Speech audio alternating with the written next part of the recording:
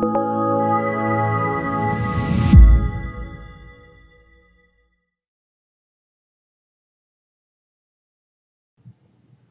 I'm Jacob Hornberger, president of the Future of Freedom Foundation. This is this week's issue of the Libertarian Angle. I'm joined by my co-host, Richard Ebeling, who teaches economics at the Citadel. Richard, welcome back to the Libertarian Angle. Great to be here again and with our viewers and listeners. Yeah, well, yesterday was a big holiday for the American people, the 4th of July, so I thought it'd be appropriate to devote this issue to the 4th of July, the Declaration of Independence. I'll start out, throw out a couple of observations about the holiday, and then I'll turn it over to you. We both have written on it yesterday. I wrote a blog called Points to Ponder, 9 Points to Ponder about the 4th of July, and you wrote a great piece that we posted in yesterday's FFF Daily on the 4th of July. So we'll discuss some of that, and we'll take it from there. I think the thing that there are two things that really strike me about this holiday. One is that these were American citizens, and a lot of people forget that. They think that the British government was some kind of foreign government that the American people were fighting against. Well, it was nothing of the sort. These were not American citizens. They were not great Americans fighting for freedom. They were British citizens. They were as much British citizens as you and I are Americans. And they were taking on their own government. They had the courage of their convictions, and they said, we stand against what this government's doing. Well, in order to do that, they had to go through a process of thinking that that's what a citizen should do. A citizen should determine whether his government is in the right or in the wrong, and take a stand against the government if it's in the wrong, and in the extreme case, to revolt against his own government violently. Now, what does that violence mean? Well, it was a very brutal war. We sometimes think in terms of, it was a nice little pleasant gentlemanly conflict, but it was nothing of the sort. I think that movie, The Patriot, with Gibson, Mel Gibson. Mel Gibson really portrays it well about how brutal this thing was. I mean, you had British citizens that were not only not supporting the troops, they were not thanking the troops for their service. They were shooting at the troops. They were trying to kill the troops. And the troops were the established army of the British Empire that were here in British lands, British colonies abroad, to keep order and maintain order. And so when the British troops were going to seize the weapons of the British citizens at Concord and Lexington, the British citizens knew exactly what that meant, and so did the soldiers. They were trying to seize the weapons because they knew then that their orders would be complied with. There would be nothing the colonists could do. But if the citizenry could keep their weapons, well, that provided the means for them to shoot the troops and to put teeth behind a revolution. If they had no weapons, Richard, there would have been no revolution. I mean, that's one thing we've learned in history, is that a disarmed citizenry becomes a very obedient and compliant citizenry. And those who don't obey the orders that are issued out by a tyrannical regime, they are quickly put to death.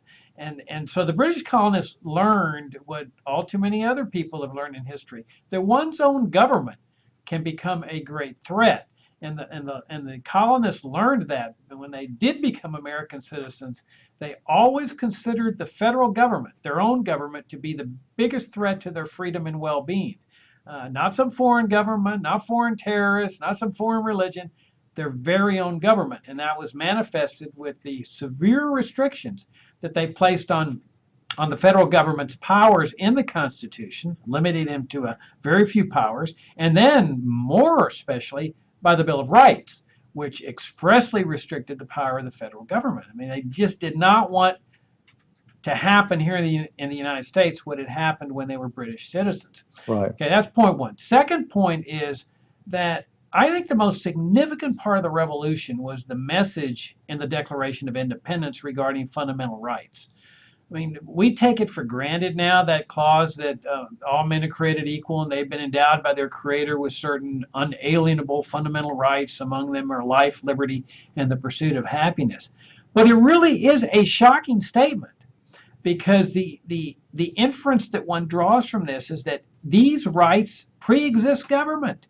that people don't have to be grateful to the troops or to government or to bureaucrats for their freedom, because their freedoms don't come from these people. Their freedoms are fundamental, they're inherent, they're God-given, they pre-exist government. And that, as Jefferson points out, governments are called into existence to protect the exercise of these pre-existing rights. And if government becomes destructive of these rights, it's the right of the people to alter or abolish the government. Well, that means the government's the servant and the people are the masters. We tell them what they're going to do and what they're not going to do, and that was the whole idea behind the Constitution. Well, that's a shocking notion to people even today.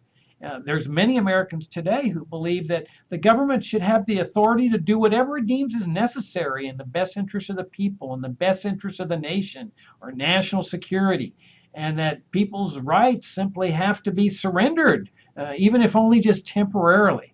Well, that's not what the concept of fundamental rights is all about. What Jefferson is saying is that fundamental rights are fundamental rights. They cannot be infringed on for any reason, not for safety, not for security. They're unalienable.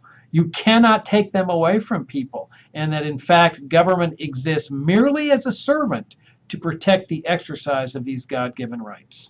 What's your take, Richard? Well, I think that the 2 points that you've made are among the fundamental in talking about the significance of this 4th of July, where we fire up the barbecue and we throw on the hot dogs and the burgers and we wave the flags and watch the fireworks displays in the evening.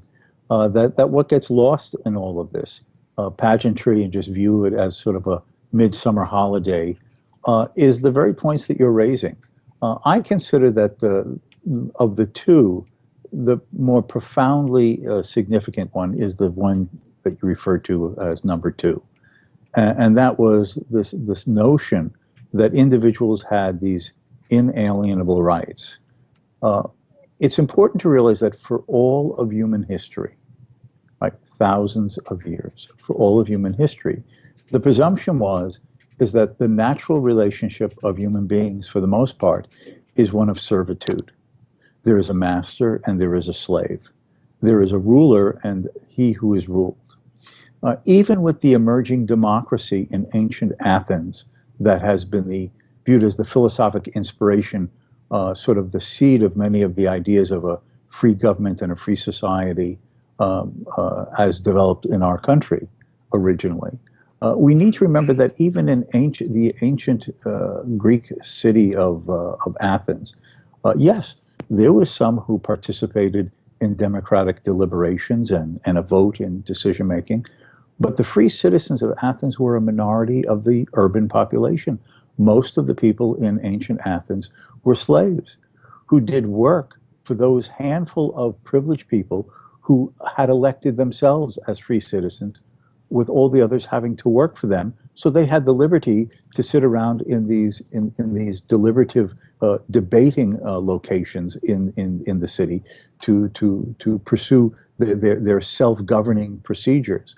So for most of human history, the presumption is that man was either the fortuitous ruler of others or the unfortunate individual who was to be ruled by others. As Thomas Jefferson pointed out in one of his 4th of July public statements after the revolution, was that what the revolution overthrew was the idea that some men are born to have saddles on their backs and others are to have the whips and the spears riding on those people's backs.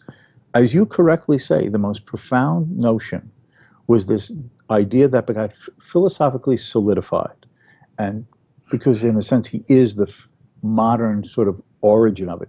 John Locke's second treatise of government in the 1690s, where he lays out this idea that by God and by man's reason about his own nature, individuals have an inherent natural right to their life, liberty, and honestly acquired property, that these rights precede government.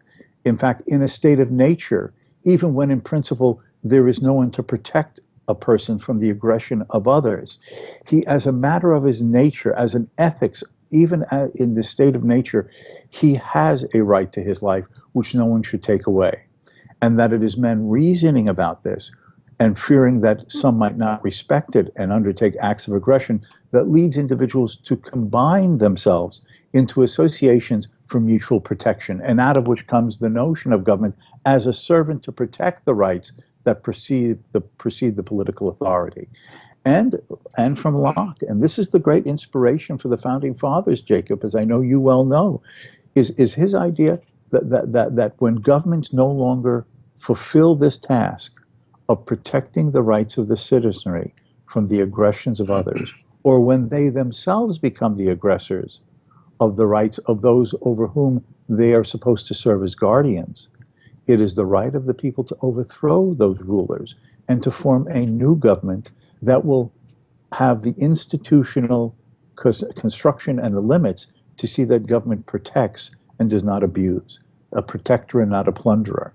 Now, this is the great inspiration of the American Revolution that is captured in the words that Thomas Jefferson wrote, in the phrases, as you said yourself, that every American kid is supposed to know, or at least used to learn in school, that this was profoundly important.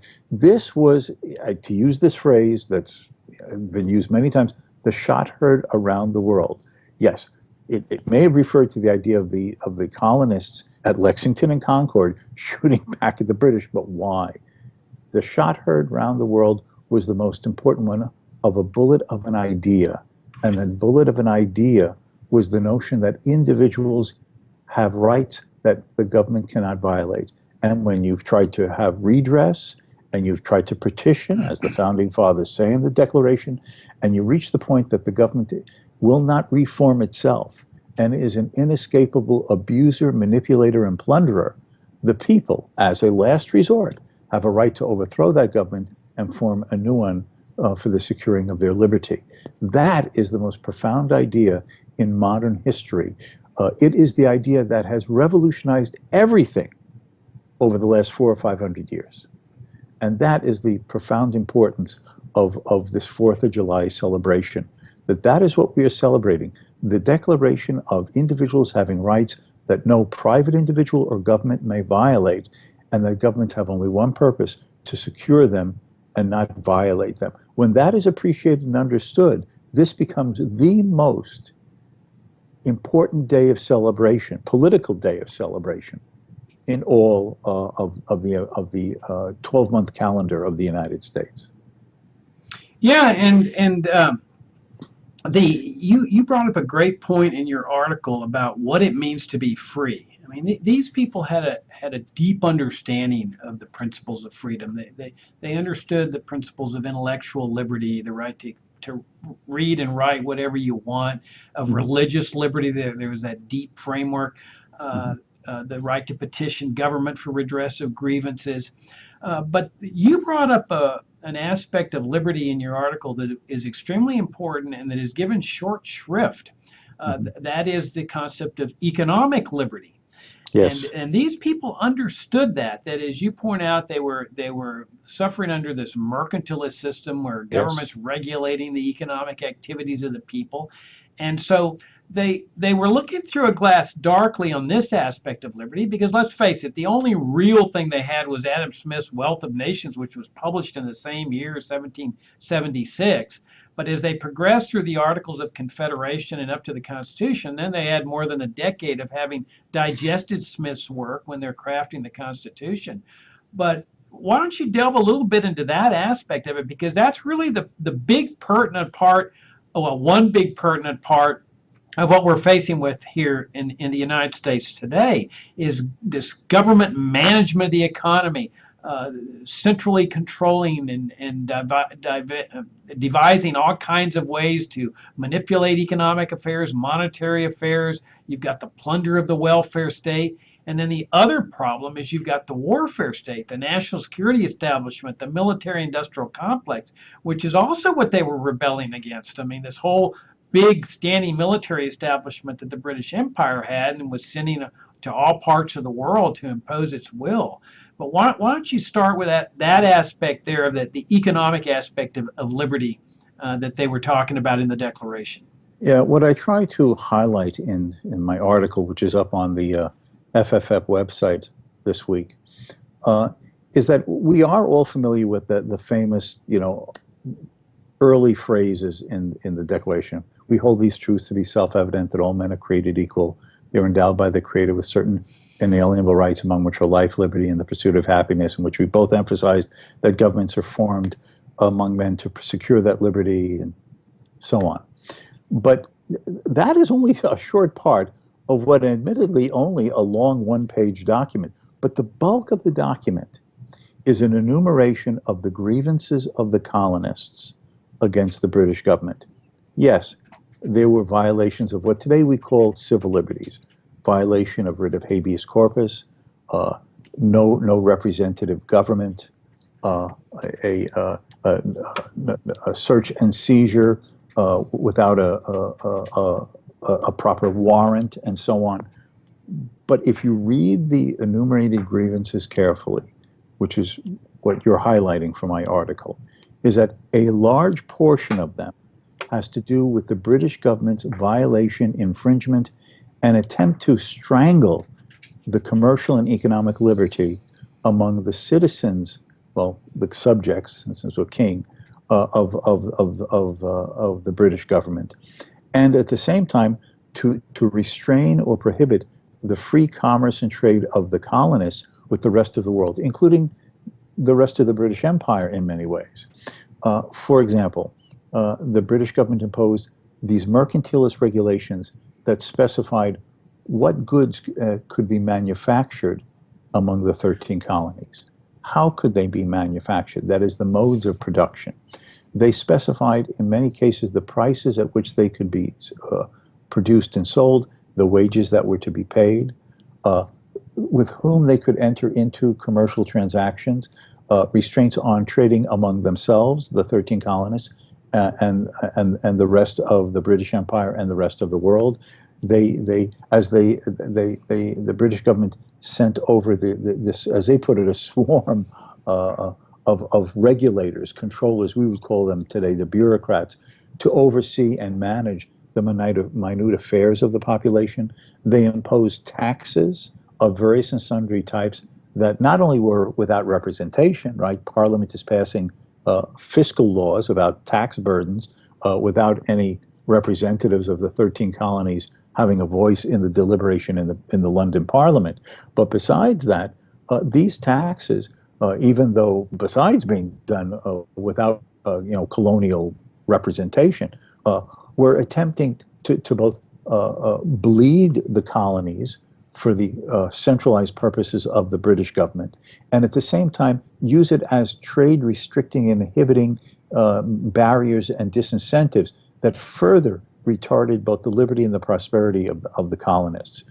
In fact, one could say that a core reason for the colonists finally rebelling against the British, besides without in any way attempting to discount the civil liberty violations, the core ones are the British government suffocating the 13 colonies with the heavy hand of economic regulation, control, prohibition, restriction, and planning.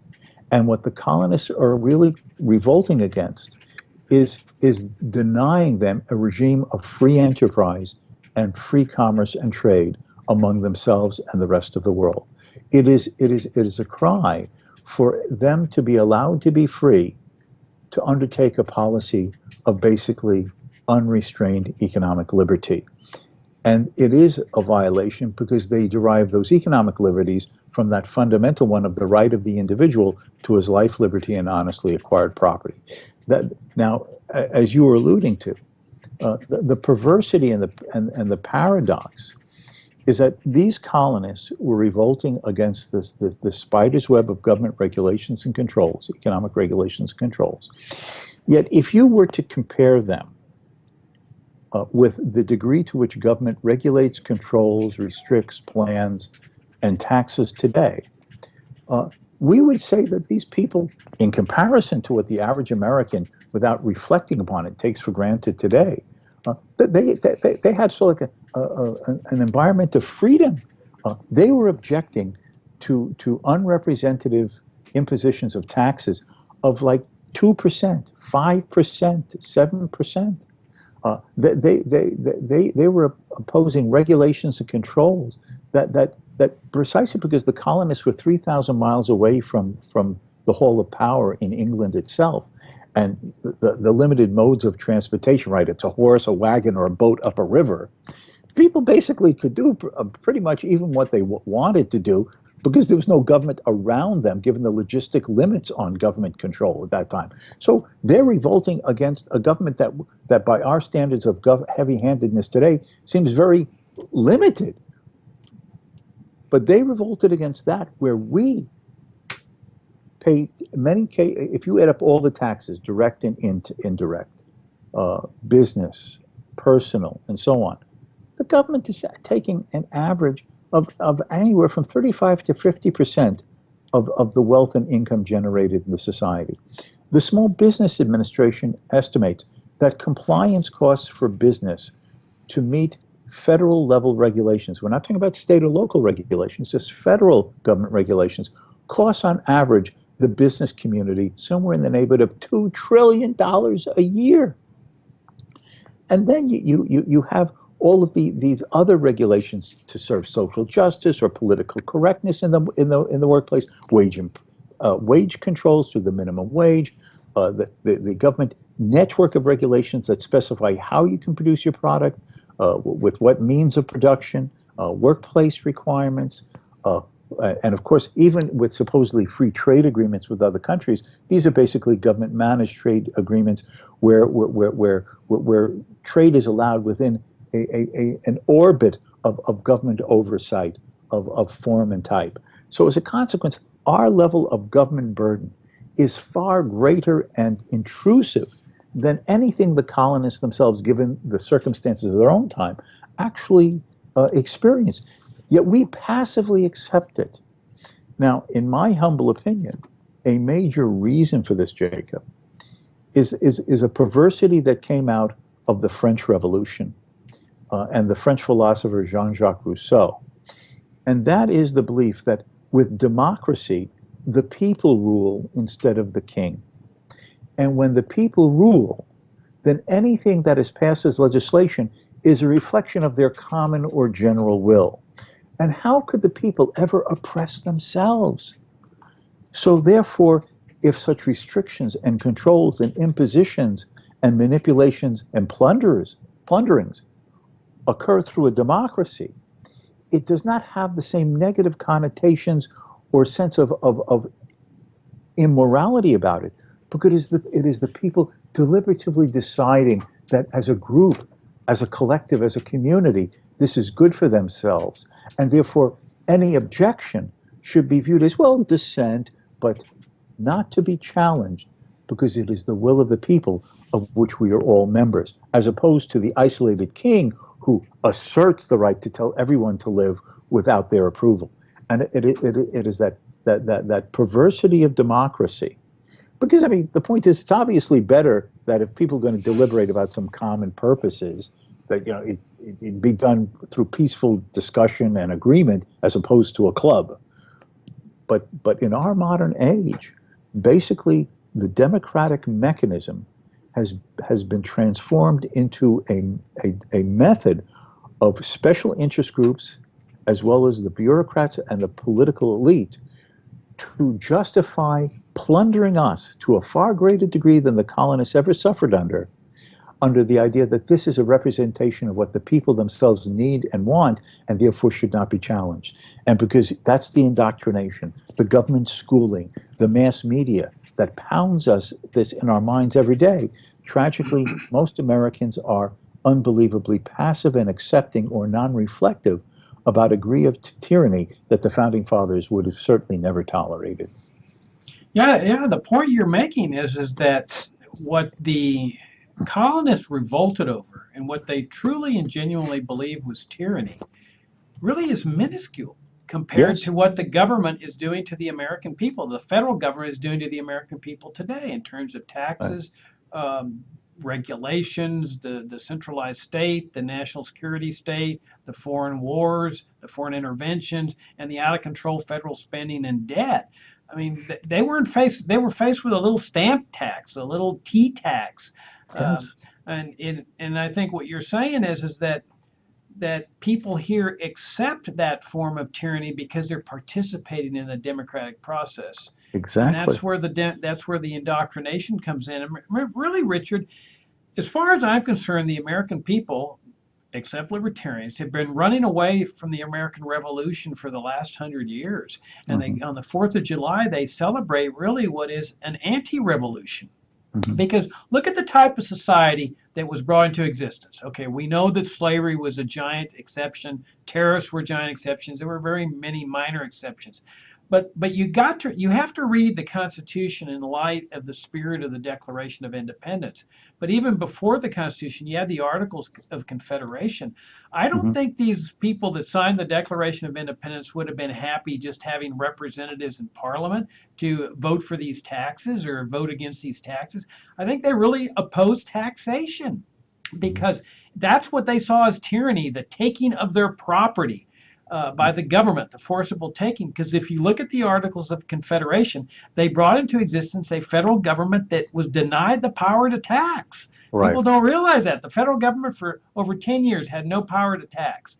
That Hmm. reflects their mindset as to what freedom entails. And even when they brought the federal government into existence with the Constitution, the government was granted only the power to levy indirect taxes. They wanted Yes. no income tax, no IRS. Now look at the society that they bring into existence. It's the most radical, the most unusual society in history. No Social Security, Medicare, Medicaid, education grants, income tax, IRS, drug laws, DEA, immigration controls, national security state, military industrial complex. They had a basic standing army, but nothing like an enormous military establishment like the British Empire did. This is the most unusual society in history as far as freedom Yes. is concerned. Yes. And in the 20th century, Americans ran away from that revolution. Now, we libertarians still believe in that as the ideal society. We would have expanded it to the slaves. We would have freed the slaves. We would have gotten rid of terrorists. We would have expanded on what they do or what Hmm. they did. And that's exactly what we would do today. Hmm. And yet, most of the statists who celebrate the Fourth and did so yesterday are really celebrating the welfare warfare state as their concept of freedom, while we look at it and say, this is the height of tyranny. Well, not the height of tyranny, but it is an aspect of tyranny that Right. those who signed the Declaration of Independence would never have put up with, and that certainly was not their design for a country because they've revolted for significantly less. Yes. And if you read most of the founding fathers, certainly Jefferson, Madison, and others, they also realized that one of the greatest dangers to a free society and a truly rightly understood self-governing people was unrestrained democracy.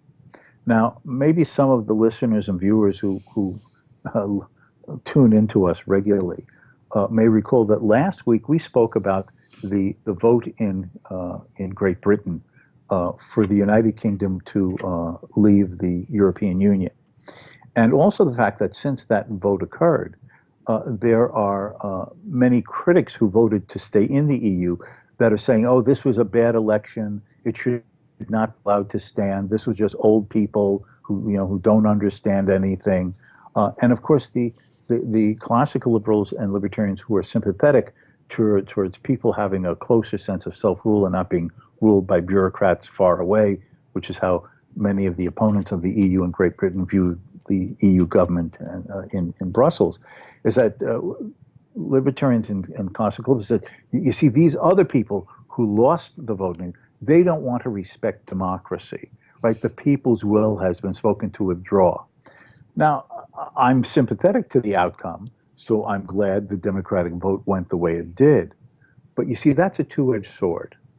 It's not the issue of whether the vote was Democratic or not. The issue is a political authority and what it does consistent with the individual liberty of the citizenry. It doesn't matter for a classical liberal or a libertarian, certainly is not as I understand it. It is immaterial for a classical liberal or a libertarian whether it is the tyranny of the one against the person's freedom or whether it is the tyranny of the majority. The whole purpose of a constitutional law system is to restrain government, confine it to a set of limited and enumerated functions through a various set of checks and balances, as the founding fathers attempted to do as a meritorious attempt in the Constitution, to see that government acts as a securer of liberty and not a violator of liberty, even if a large majority do not want others to have certain freedoms. That's the beauty of the Bill of Rights in the First Amendment, right? Congress may pass no law. Even if it's 99.9% of the population who wants to shut up Jacob Hornberger, if the Bill of Rights is respected, his freedom of speech, his freedom of the press, his freedom of association, his freedom of religion may not be abridged. It's not numbers. It's government fulfilling its duty, as John Locke and the Founding Fathers understood it, that a self-governing people mean self-governing free individuals. The government is merely the appendage to help secure everyone's peaceful going about of their own life.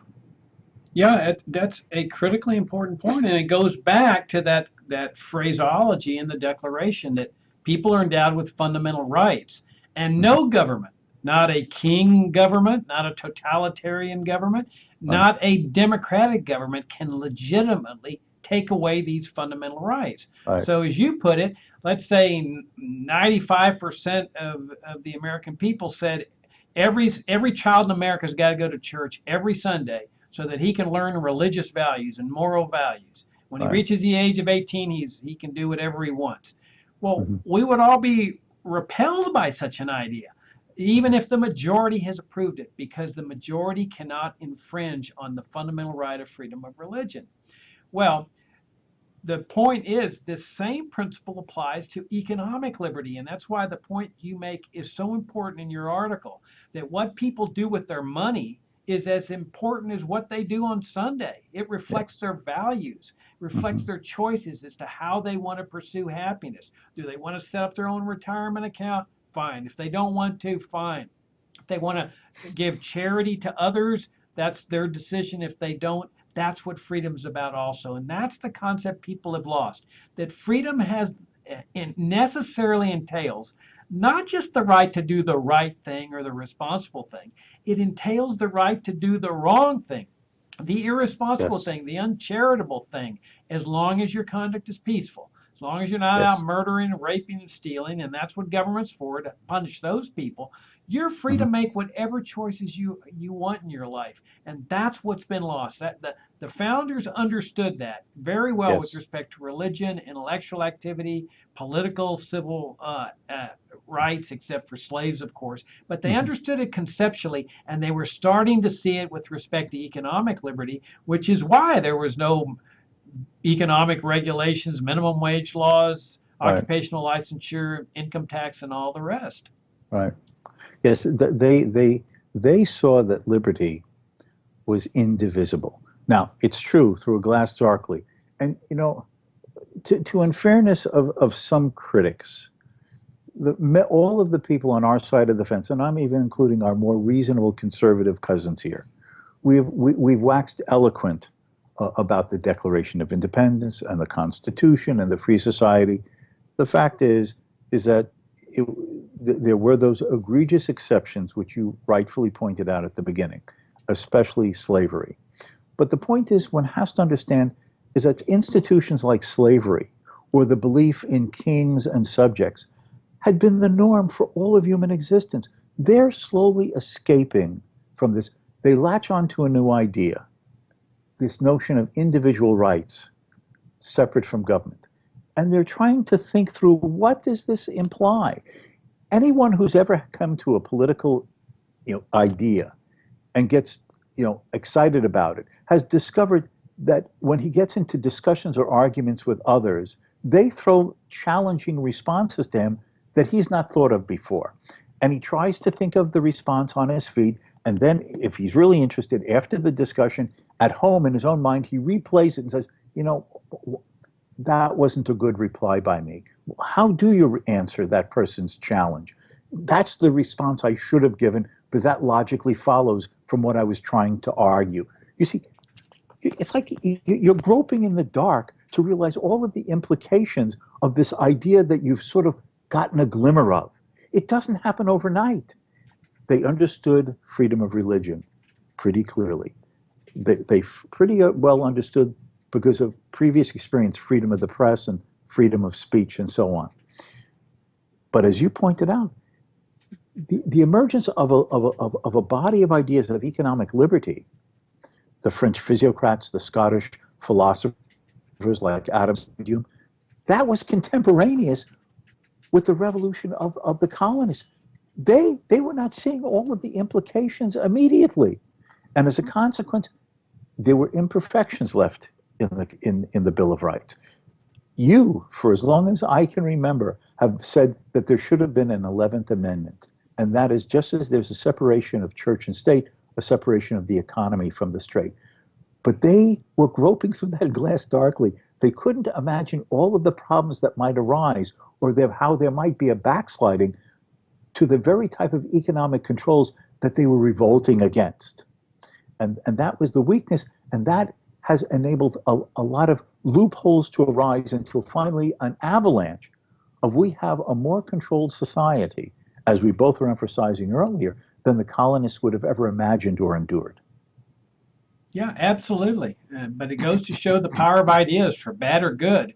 And Yes. what Americans don't realize is that they simply have adopted what you described earlier as the age-old idea that government should control what Yes. people do with their economic activities. And this is what they were rebelling against, partly what they were rebelling against. And as we both had pointed out, they were looking through a glass darkly. They didn't have the classical economists to draw on. They didn't Right. have the Austrian school of economic thought to draw on, but we do.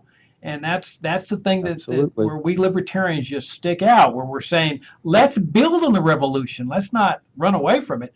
Let's Correct. build on it by putting freedom of trade and the freedom of choice on what people do with their own money right alongside with freedom of religion and freedom of the press, so that it's not subject to majority vote anymore.